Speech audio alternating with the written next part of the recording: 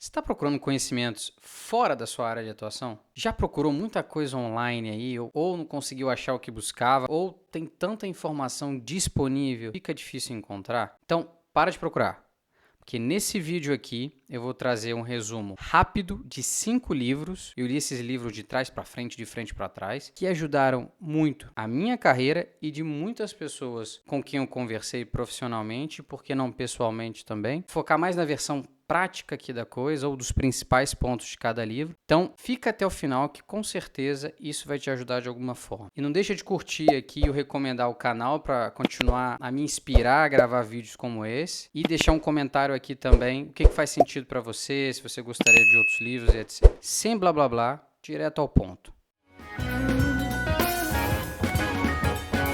Vamos começar aqui pelo primeiro livro, Pai Rico, Pai Pobre, um clássico. Todo mundo talvez já tenha ouvido falar do Pai Rico, Pai Pobre, do Robert Kiyosaki. E se você não leu ainda o Para Tudo, cara, vai lá comprar esse livro agora, porque é o livro coração, vamos colocar assim, de economia ou de finanças básicas. Não sou profissional de finanças, mas acho que é o básico que todo mundo precisa ter. Ao longo da sua trajetória, o Robert teria recebido orientações do seu pai pobre e o pai do seu amigo Mike, que seria o que ele chama de pai rico. Embora ambos sejam extremamente inteligentes aqui, inteligente entre aspas, eles tinham uma visão muito diferente quando falamos de dinheiro. 5 pontinhos aqui bem rápido do resumo do livro. O primeiro que ele fala, evite a corrida dos ratos. O que isso quer dizer? Você está sempre numa roda ali, trabalha, paga conta, trabalha, paga conta. E você não sai muito desse ciclo sem fim. O segundo, ricos adquirem ativos, pobres adquirem passivos. Rapidamente, o que é um ativo? É aquilo que bota dinheiro no teu bolso e passivo é aquilo que tira dinheiro do teu bolso. Coisa simples, um carro, claro que muitas vezes ele é necessário, mas um carro ele é um passivo, porque ele tira do dinheiro do teu bolso, você tem que pagar imposto, você tem que pagar combustível, manutenção, seguro e etc. Um ativo, aquilo que coloca dinheiro no teu bolso. Pode ser um aluguel de um apartamento, por exemplo, ou pode ser um dividendo de um fundo imobiliário que você investe ou alguma ação que você recebe. Terceiro ponto, os ricos compram artigos de luxo por último e os pobres fazem primeiro. O que ele explica aqui no livro? Que não necessariamente é errado você querer comprar uma bolsa de luxo ou um carro de luxo. O problema é quando você antecipa esse sonho, ou seja, você ainda não tem condições financeiras de fazê-lo e você acaba comprando. Estou sendo bem objetivo aqui, pessoal, para dar tempo de passar os 5 livros resumidos. Depois, se vocês quiserem que eu foque em algum desses livros, eu posso fazer sem problema nenhum. Quarto ponto, a instrução vale mais do que dinheiro a longo prazo. Antes de você começar a falar em investimentos financeiros, você tem que fazer o maior investimento, o mais importante, em você primeiro, instrução. Isso a longo prazo vai te trazer muito retorno. Número 5 aqui, pague você primeiro. Normalmente a gente tem na cabeça de que primeiro você paga as contas e o que sobrar você investe. Mas o que ele propõe é o contrário. Primeiro você investe e depois você paga as contas. Ah, Thiago, mas é muito fácil falar para quem tem dinheiro. Quem não tem dinheiro tem que pagar a dívida primeiro. Ok, talvez faça sentido, mas é muito mais pela visão. Não é sustentável ficar pagando dívidas primeiro e investindo depois a longo prazo. O que ele propõe é de inverter esse tipo de abordagem. Segundo livro aqui, Poder da Autorresponsabilidade, do Paulo Vieira. O Paulo propõe de ter na cabeça sempre de que tudo que acontece com você é tua responsabilidade. Ah, Thiago, mas eu sei que muitas vezes acontecem coisas que estão fora da nossa ação, acontecem com a gente. O que ele propõe é, mais importante do que essa ação em si, é como você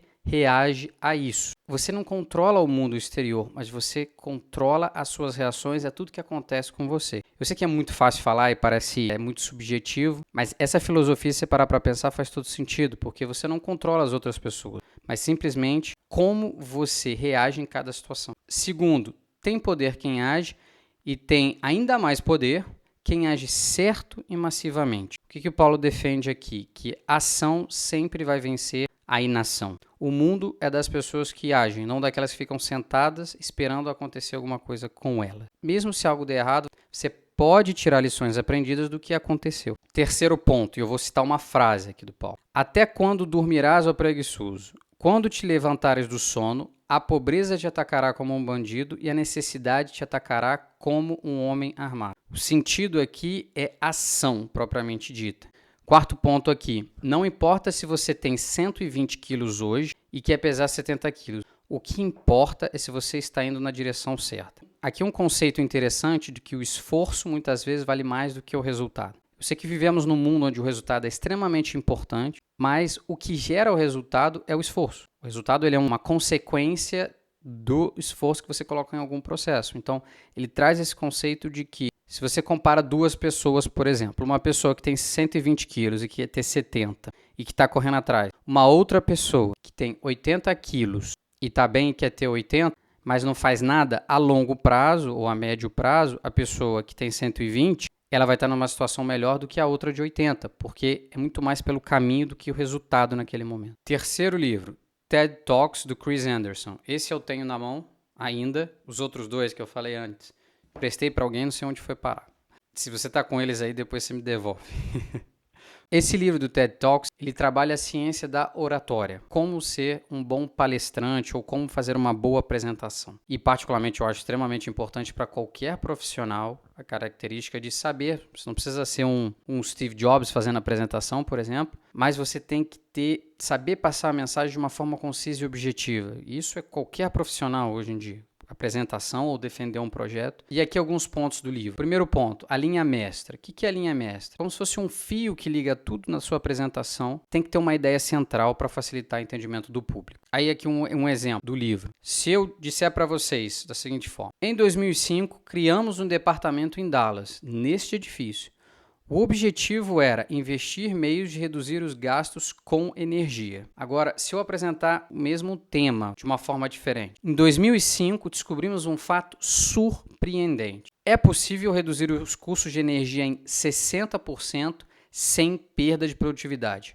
Eu vou contar para vocês aí como. Qual dos dois que você ficou mais interessado em aprender ou saber mais? Obviamente que é a segunda forma. Eu também dei destaque para algumas palavras aqui na entonação de voz. Estou comentando mais como foi apresentado. Nesse exemplo, a linha mestra foi a redução de custos de energia, mas de uma forma clara. Durante a apresentação, você já vai saber o que esperar, do que será tratado. Outro ponto do livro aqui, o início é muito importante. Os primeiros 2 minutos da sua apresentação são os minutos mais importantes. Esses vão dizer se o público vai prestar atenção na sua palestra ou não. E existem diversas formas de começar uma boa apresentação. A melhor, segundo o livro, é aquela que você desperta a curiosidade no tema.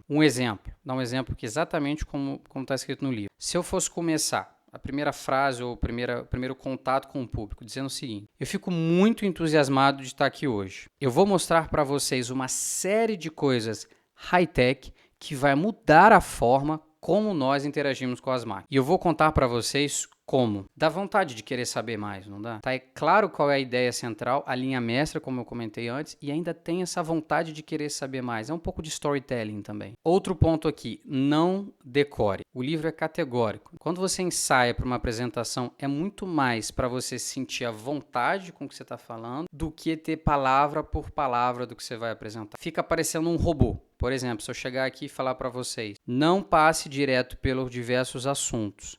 Eles não causam impacto. O segredo de escrever bem está na forma das palavras cortadas. Fala sério, né? Você não vai prestar atenção numa apresentação dessa. Agora, se eu chegar de uma forma mais aberta e sem decorar. Por exemplo, eu tenho uma coisa para contar para vocês aqui hoje. Evitem de cobrir diversos assuntos numa palestra. Eles não vão causar impacto. Vocês sabem como funciona. Então, não façam isso. Trabalhem de uma forma diferente. Outro ponto aqui, simplifique. A ferramenta mais poderosa numa apresentação é a tesoura. Reduzir a quantidade de material que você vai apresentar. Nós, todos, eu me incluo nisso, temos a tendência de quanto mais melhor. E depois dá aquela dor no coração para cortar uns slides, palavras ou umas frases, etc. Temos a tendência a nos apaixonarmos por nossas próprias ideias. Isso está escrito no livro Brain Change, um livro bem interessante também. Não tenha medo de cortar palavras na sua apresentação. Eu, por exemplo, quando fiz esse roteiro, ficou enorme, eu tive que cortar pela metade, porque eu sei que não vai passar a mensagem de uma forma positiva, é muito conteúdo ao mesmo tempo. E o último ponto aqui, que para mim também faz muito sentido, é diga ao público como ele deve se sentir. Isso é extremamente poderoso. Se eu chegasse para vocês aqui, por exemplo, eu vou apresentar uma campanha, o resultado de uma campanha. Minha primeira frase: hoje eu vou trazer um resultado da campanha para vocês. Agora, se eu apresentasse de uma outra forma, vejam como essa campanha fez um grande sucesso. É impressionante o resultado. Qual que vocês acham que capta mais o interesse do público? E me entendam bem, não é mentira, de forma alguma, até porque adjetivos são muito pessoais. mas tente passar um pouco de emoção naquilo que você apresenta. Se você olhar os bons comunicadores, principalmente apresentadores de televisão, no futebol, por exemplo, que jogada impressionante, dependem disso para sobreviver. Só um cuidado aqui para não ficar muito forçado, né? Senão vai parecer que você está querendo empurrar ou forçar alguma coisa com o seu público. Cuidado, é uma linha tênue. Quarto livro, As 5 Linguagens do Amor, do Gary Chapman. Esse eu também tenho ainda, não emprestei para ninguém, tá aqui. Mesmo se você seja casado, solteiro, seja o relacionamento que você tem com seus amigos, com a tua família, vai fazer uma diferença danada. Por quê? O que é a linguagem de amor, segundo o livro? É a forma como nós temos de expressar sentimentos junto a outras pessoas. E existem 5 linguagens de amor. E segundo o livro, todos nós temos uma linguagem predominante. E por que isso é importante? Porque as pessoas são diferentes. Então, você conhecendo a linguagem de amor de alguém, é muito mais fácil de você causar um impacto. As 5 linguagens do amor são, número 1, palavras de afirmação. É você dizer, por exemplo, o almoço que você fez hoje estava ótimo. Você sempre é tão educado comigo, e etc. Segundo, tempo de qualidade. Aqui entram passar tempo juntos, principalmente olho no olho, segundo o livro, conversando, até vendo um filme junto, ou indo no cinema e etc. Algumas pessoas elas se sentem muito bem quando isso acontece. Número 3, presente. Aqui o importante é o valor simbólico do presente, não é simplesmente dar um presente caro ou um presente barato. O quarto, atos de serviço. Aqui o que você faz, muito mais ação, conta mais do que palavras. Por exemplo, é arrumar a casa, é lavar a louça, ou é se lembrar de um tema importante, você fez alguma coisa. É muitas vezes próximo ao presente ali, mas está ligado muito mais à ação. E o quinto é o toque físico, e aí pode ser beijo, abraço. Principalmente no Brasil, que a gente tem uma cultura muito próxima de contato, às vezes a gente confunde, né, que todo mundo gosta disso, mas não necessariamente. De novo, não é assunto amoroso, é interação entre pessoas. Quinto e último livro, O Clube das 5 da Manhã, do Robin Sharma. Opa, tá ao contrário.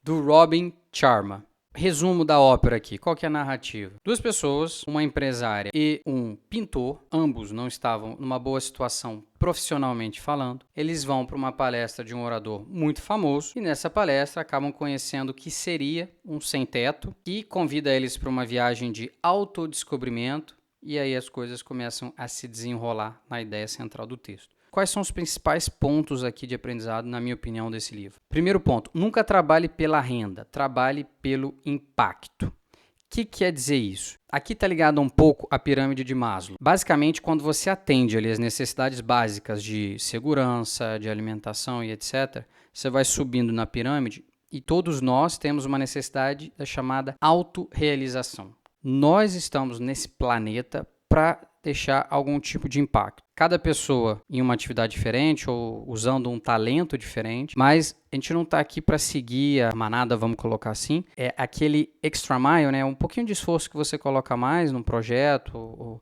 pessoal ou profissional, que vai gerar um impacto na vida de outras pessoas. Segundo, vítimas amam o entretenimento, vitoriosos adoram a educação. Polêmico. A mensagem aqui é que nós estamos nesse planeta para gerar algum tipo de impacto. É a diferença entre consumo e geração. O que é isso? O que a gente consome? Consumimos coisas geradas pelas outras pessoas. Conteúdo digital, quando você fica passando pelas redes sociais ali, que não necessariamente é ruim, mas o problema é quando isso se torna demais. O livro fala o seguinte, até que ponto você pode gerar conteúdos também. Quando eu falo conteúdo, não é conteúdo digital, é gerar conteúdo no teu trabalho, é na tua família, o que for. Quando a balança ela não está num bom nível, ou seja, você está sempre consumindo coisas, sempre entretenimento, tem algum problema, porque você give it back, de volta. Você tem que devolver para a sociedade também. Então não é só consumir, mas é gerar. Como é que você gera riqueza? Como você gera valor na vida de outras pessoas ou na empresa que você trabalha? É um pouco a ideia por trás nesse livro. Terceiro ponto, dedicação e disciplina sempre ganham do talento. Talvez sempre seja uma palavra muito forte, acho que foi mais uma força de expressão aqui, mas a mensagem aqui é: a dedicação, o esforço podem te levar a um nível de excelência. A prática leva à perfeição, aí já é um clichê bem conhecido. Tem muitas coisas que não precisam de talento, é ser educado, é ser pontual, é ser esforçado, é ser curioso e etc. Eu particularmente acredito muito nisso. Claro que também muitas literaturas dizem que devemos tentar ou, se possível, trabalhar nas nossas áreas de força, a consistência no final é que vai fazer a diferença, sendo consistência muito mais importante do que intensidade. Então, o livro fala que muitas pessoas que não são os mais talentosos que elas fazem atingem um nível mais alto do que aquelas que são talentosas, mas que não têm consistência. Se você junta talento e consistência, aí você é imparável. Quarto ponto, daqui a 20 anos você estará mais decepcionado pelo que não fez do que pelo que fez. Parar para pensar faz sentido. Por quê? A mensagem é, quando você faz alguma coisa, mesmo que você não tenha o resultado que você espera, ou não dê certo, entre aspas, você tem um aprendizado ali. E aí ele defende que o mundo é daqueles que fazem, não daqueles que não fazem. Então, a ação vai vencer a inação, um pouco parecido também com o que eu falei do livro do Paulo Vieira. E o quinto ponto aqui, para chegar aos top 5%, você deve começar a fazer o que 95% das pessoas não estão dispostas a fazer. E ele traz um pouco do conceito acordar cedo aqui, que não necessariamente funciona para todo mundo, mas é só um exemplo. Esse conceito de não ir com a manada também é trabalhado em muitos livros, né? Pelo menos os livros que eu já li. Você não pode ter resultado diferente de todo mundo se você faz o que todo mundo faz. As pessoas que geram um tipo de resultado excelente, historicamente elas fizeram algo que a maioria não estava disposta a fazer. Traz um pouco o conceito de disciplina junto. O que você acha? Faz sentido para você? Com isso, chegamos aqui ao final do vídeo. Tentei resumir o máximo. Eu sei que trazer 5 livros fique um pouco denso, mas espero que tenha ficado bem organizado e simples de entender. Se você gostou ou queira que eu detalhe um pouco mais um dos vídeos, Thiago, detalhe um pouco mais esse livro aí. Posso trazer aqui para vocês, só deixa aqui no comentário. E não deixa de compartilhar também esse vídeo com alguém que você conhece para ajudar cada vez mais pessoas. E me ajuda também a me inspirar a fazer mais vídeos como esse, tá bom? Muito obrigado e até a próxima.